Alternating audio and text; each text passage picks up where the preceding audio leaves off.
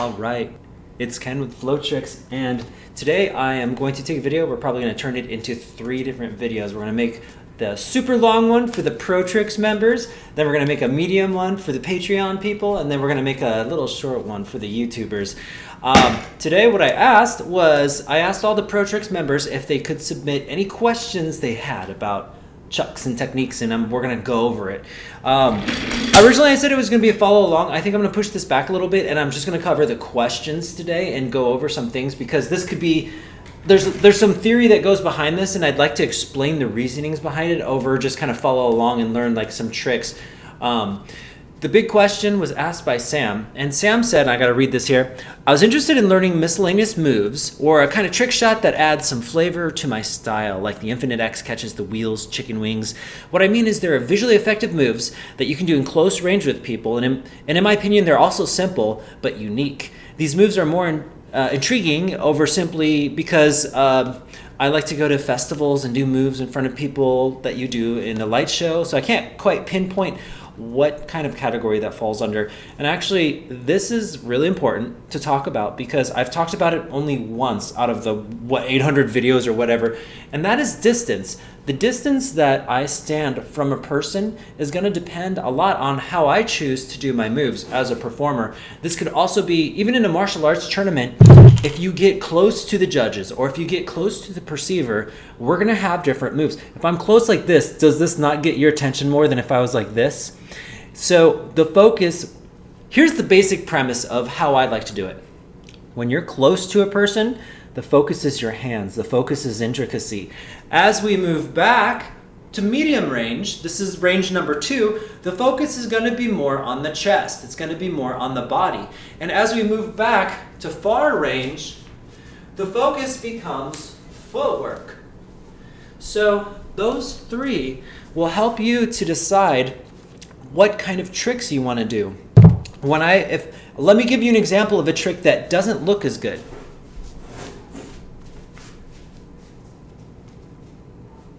Now, you've seen this trick, but now I'm going to do it up front, and I'm going to give a little bit of a pause so you can see a little bit better. Let me get here. What's the difference? The difference is I have an intricate move. I'm going to get close. Why do I get close? So you can see the little nuances that I'm doing. The farther back you go, the more they'll see the whole picture of you. All of a sudden, your fingers are no longer an important factor. So when I'm doing stage performances, you always hear me talking about big movements, about footwork, about motion, but that's not always the case. If I'm recording for a video or if I'm close to a person, I don't always do those big movements. It still looks nice if I'm doing my movements in front, and we're spinning, but from a perceiver standpoint, it's a lot harder to see the whole body when you're closer. So with that said, I'm going to give you some examples of cool, easy moves that you can do up close, but also keep in mind, the farther back you go, you want to change how you approach it. And probably the best place to be in for most of the things that spinners do is medium range, which is about this far. And this is where a lot of your techniques will really shine out, because what they're going to be focusing is on your chest, your stomach, your arms, your hands, and of course your techniques. But this is a really good range to be in. But as you get closer, this range becomes a little bit less, has less of an impact than if all of a sudden we started pausing and holding it and going a little bit slower and really showcasing the little intricacies. I would say a lot of the finger rolls look best up close, and you'll notice I do this with videos. I'll move in close, whoosh, throw a finger roll out, move back, I'll do some cool techniques. I'll feel like I may want to start turning, so I'll step back even further, get here, then I'll get closer, and I'll start doing these techniques, and then we get close again, and I start moving into the more intricate finger type motions. Do you see that? And that's the strategy. There's actually like a 3-dimensional space. Near, medium, far. So when we're in near, usually near and medium is going to be the easiest. Now, when Sam was talking about like things like the chicken wing, I feel like that is a good for like a medium point, like here. Just because we're involving, anytime you feel like you're crossing a line down into your stomach and into your chest, medium range is where you want to be. But if you really want to captivate someone, right? or you want to get someone's attention, even if you're doing like a martial arts expo, sometimes it's good to get up close, like to get up close to a person and then just do something very simple but effective. Keep eye contact, keep very direct focus, whoosh, whoosh, like that, you know? And so as we get closer, as we're in close, you want to think this is where your finger rolls are going to be the most effective because they can actually see what's going on. Again, if we go back here, yes, you can still see the finger roll, but they don't really know. They can't register. Most people can't register. You've done this enough to where you can see what's going on. They're just going to see it twirling around. It will not matter if you do a hand roll or if you do a finger roll back there because they just see a chuck spinning around and they see your body. And most of the time, they're going to be focused more on your body. So when you're up close, do your finger rolls here, here. Pause more. If you want to do strikes, just make sure that you make them really powerful and stop. Catch. Do you see that? So as I get closer, I'm really pausing and really showcasing, and then all the little intricacies also. Catch. Stop. Now you notice that Ariel went farther back, so that's probably better to do the throw back here if I'm going here. So in that case, you start playing with movement back and forth. And again, so you might think, as I'm close, I'm gonna do finger rolls, right? But then I'm gonna step back and we're gonna go into a chicken wing. But then I'm gonna do movement, so I move back just a little bit more. I'm gonna get closer so you can see this. Then I'm gonna get really close. Oops, I messed that up. But you can kind of see the strategy now, right?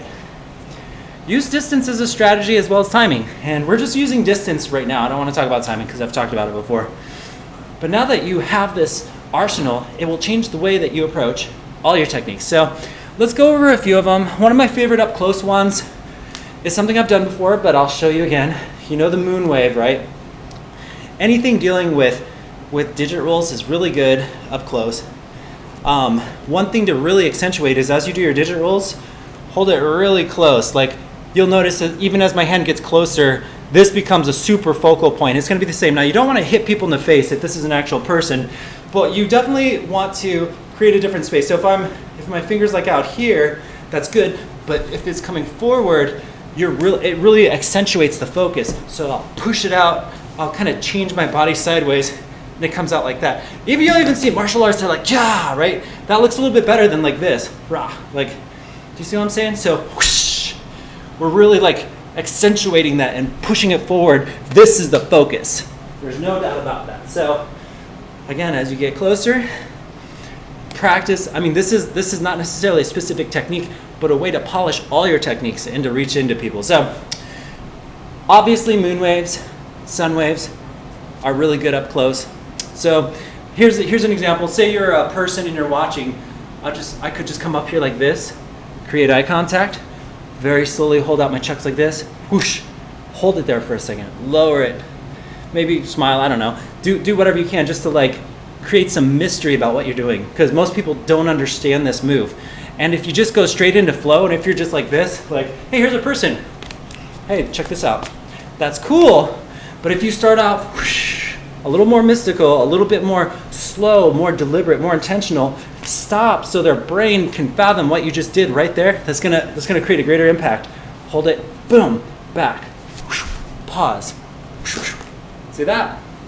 A lot different, right? Big difference than if you just were like, hey, I'm a flow artist, I can do these things, and that's great. That's great. That's cool. It works great. But you're going too fast. So present it with spacing and timing. So one of my favorite things to do when I'm close is got to be this move. So if you haven't done this move, it's 1, 2, 3. We're going to go over that one because I really like that one, and that's great to do, especially when I'm in, if I'm doing like an EDM or if I'm with a group of people. There's one thing you really have to be careful of. If you're in a crowd of people and people are walking, the more you do throws or big motions, whoosh, the more chances you have of hitting someone that is just not looking and they stumble into your area. Here, this is a very controlled space. Your elbows, hold on. Okay, my camera shut off for a second. Your elbows are creating a protective space, so it's a lot harder for people to bump into you. There's not a lot of force being created. This is really nice if it's a crowded area. So the way this works is you're going to do a sun wave. So basically over my left hand, I'm just going to open up all my fingers and I'm going to push this over to the top of my right hand like so, like that. So we're here. We're in 2 front grips at the end. I'm just going to open it. I'm basically trying to push this over the top of my finger. Not too hard, right? And then the second part of that is basically on my right hand, I'm going to open up all my fingers, but my thumb is going to catch this. And then just think about slowly tilting it. Just give it a little bit of a sway until you can catch it like this. This is an S catch. So we start out here. 1, oops, try to get on top. 2. And it eventually becomes 1 motion. So first start 1, 2, and then once you get that down, just feel that 1 motion over. Once you reach this point, hold it for a second, take your fingers, pop it over, and when I say pop it over, we're basically pushing it up. The chuck has nowhere else to go but down, so it's going to create almost a full circle, and as it comes down by your hand, you just grab it. Boom. So we're here, finger pops up, it has nowhere else to go, it's going to go by your extended palm, and then you grab it like so. The final move is as simple as it's going to be a moon wave. Even though I'm using my pointer finger here and my thumb here, it's just basically you're just going to pop it down, open up all your fingers, and it will unwind and you can catch. And that creates one of my favorite combos to do up close. So, you know, again, I might see someone, I'm like, okay, let's just, a lot of times for me, you know, like if especially if I see a kid or if I'm like doing like a I don't know, like some sort of show where there's a group of people and they're sitting and I know that they're not going to be moving, I might come up, boom, whoosh, whoosh, whoosh. Very easy combo, not too hard. Takes a little bit of time to get this part, but it's not horrible. So, and again, if you're really getting complicated, you can just really make sure they see that this, because this right here in itself looks cool because it's different. Most people don't know what the heck that is. So even as you do different moves, even if I just did that, I'm holding it for a second to let it register that this is a really strange move. Yeah, that's basically it. Now, there's a lot of other variations. The infinite X catch is actually one of the most challenging, I would consider it to be more of a fairly advanced moves. And as we've talked about it before, there's a lot of different ways you can go in and out of it. But it can be the same thing. If you're up closer, the infinite X catch can still work, but just keep in mind you're going to want to keep it around neck level. As we move back, you can get it lower and you can start working on more full body motions. And as we get back even further, maybe you can even work on, like, totally missed that, more of a footwork type of thing. But you see, I just used the infinite X catches in 3 different positions, from up close, where it's kind of by my face, so that way they can really see it. When we're a bit farther, where we can kind of give like this mid-range motion.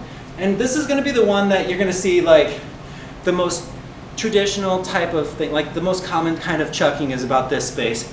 And then as you get further back, really focus on just making it a part of your body as opposed to a focus, something your hands do. Another thing that Sam had talked about is I made a video and he said at the 9-minute mark I was referring to an isolation back hand-to-hand move. And I'm going to explain what that is. It's one of my favorite motions right now just because it's super easy and again, it works well. This is going to be a mid-range move though. So we're here, all right? We got to be in 2 back hand grips and it's as simple as this. I'm kind of turning to my side with 2 back hand grips, and if my right hand thumb is at 12 and this is at 6, I'm just basically pulling my hands in a circle. So see if you can get to this point. I'm going to tilt this down a little bit more so you can see a little better. There we go. 2 back hand grips. Right hand points upwards, left hand kind of points downwards like this. So like my pointer finger would be pointing down, this pointer finger would be kind of pointed up, so we're here to here. Now the trick to this move is to get your left hand to go underneath your armpit while the right hand turns. So if you could just think of this like hands of a clock, but it's always creating the same circle. Now my hands get in the way over here, excuse me, because I have no way for my left hand to cross past my right hand. But if we use the armpit, we use that as a way to escape. So as this comes under, now you can see that it would normally get stuck by my arm here. So here, it would get stuck under my arm, but if I lower it just a little bit, we can pull it past the armpit and we'll get this full wind. We can't go much further than that. So here, again, we're here, whoosh, like this, right? From here, all we have to do is unwind it for a second, and what it will do is it will cause us to be able to redo it again. So we're winding fully forced, and then what's gonna happen is my right hand's gonna pull against my left, which is gonna cause like a semi-rip. It's gonna do one circle over, and then this hand's gonna reach under, almost like a rotor pass, and as it reaches over, we're gonna grab it, and we'll be able to do it again. But this time, because of our grip is here, we've maximized the ability to make a circle. So before, to enter it, we had to only do it once, but now we can do it twice. So I'm gonna pull this under my armpit. See, I'm not wrapped up yet, so I can do it again. Whoosh. I'll do it a second time. Now I'm wrapped up, so I'm gonna do it again. Release my hand, whirl it over once. It's gonna whirl in front of me, and then it's gonna whirl behind as I catch it. And I can do it again.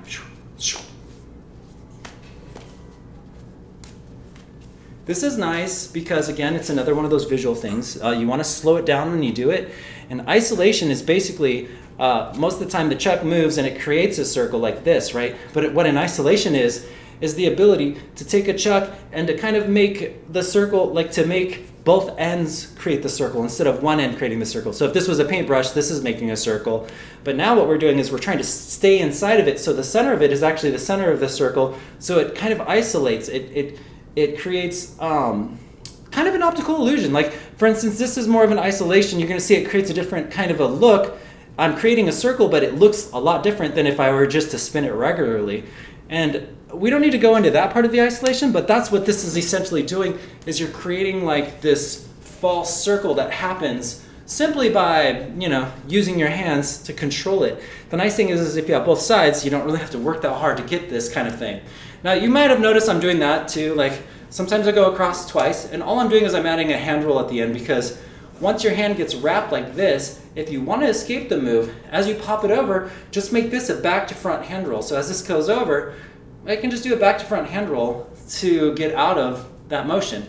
So again, anytime you're in two back-to-back hand grips, you can do this. So if I'm just doing my nunchucks and I catch it in rip formation, I have one hand backhand grip right now. All I have to do is take the one that's in an overhand grip, push it down, catch, and we're on two back grips. And from there, I can do this. Whoosh. And see, I did the escape with my hand just because I felt like doing it. And then we can go back and do our thing. And I'm going to get close. Whoosh. I'm going to start doing little intricate moves. Great, let's do a rewind, or let's do this motion here. Let's get really into it. I'm going to slow it down. Maybe I don't know, just come up with cool little ideas.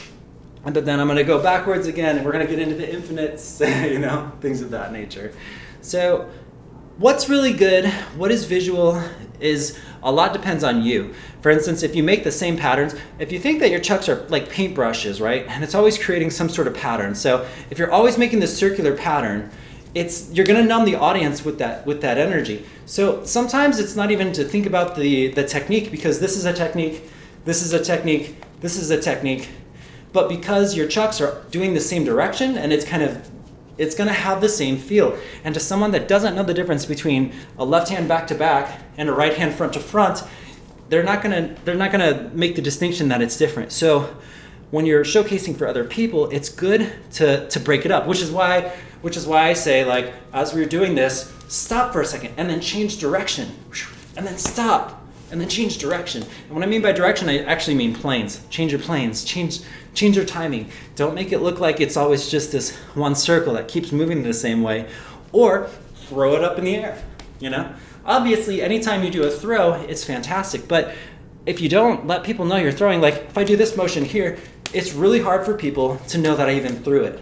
Some people will notice, some people won't. But if I go way up high and then I catch it, or if I spin and my hands go down and then I catch it, they're going to notice that a lot more. When my hands are down and it's up in the air and I look straight up, that's going to be more dramatic. That's going to catch people's attention even more. So, because what I'm really trying to approach here when I'm talking about all this is, I know Sam was talking about showcasing in front of people. So you really want to educate them. This is a form of education as well as presentation, because boom, my hands are disconnected from the chucks. It definitely shows a lot better than if you just kind of flung it up and caught it. This works, again, whoosh, this works, but this whoosh, works more effectively, So I hope that helps, and that kind of answers some of the questions. When we're talking about like what kind of techniques to do, a lot of times you already know enough techniques to impress the living daylights out of people. This is just kind of an error that a lot of spinners make, which is thinking that to impress the person you need more techniques, but they don't have the sensitivity to usually see the techniques that you're doing afterwards. It all just kind of looks the same. The only thing they see is the pattern that you're creating. So they'll be able to see an anti-spin pattern compared to just a regular pattern, compared to an in-spin pattern. And as you move through these patterns, if you start thinking of connected dots, and you start thinking about how you can get different kinds of variations with that, then someone that's not educated in what you do will be able to connect it so much easier. All of us spinners will be knowing what you're doing, but everyone else really won't be able to make that connection. So there's my little lecture. I really hope you consider that, though. If you have any questions, definitely let me know. For me, I feel like I really want to express, like, learning new techniques, because that's what I usually focus on, is fantastic. But capitalizing on that, that's the key to getting people's attention, is just the way you present it and capitalize it. So keep working it out. Let me know if you have any more questions. I hope this helps. I guess this is more of a philosophical thing, but I just noticed, Sam, that you were saying that you were going to showcase in front of people, and I really think you probably have most everything you need in terms of techniques. Obviously, you can learn more. We all can learn more. But the biggest thing is just to focus on the presentation, because most people stop when they just begun. Just once you nail that technique, that's just the beginning. And you'll see that, because like good performers can take up to, it took me, I have not learned a whole lot of new techniques after about 4 years of nunchucks, but I did spend about 6 years learning to present it better. And it really makes a difference when you're showcasing in front of people. So yeah, I hope this helps. Send me a message if you need anything else, man, or anyone on Protricks, obviously. So, and yeah, I'll talk to you guys soon. Again, hit me up anytime. This is what I'm here for. I want to make you guys awesome.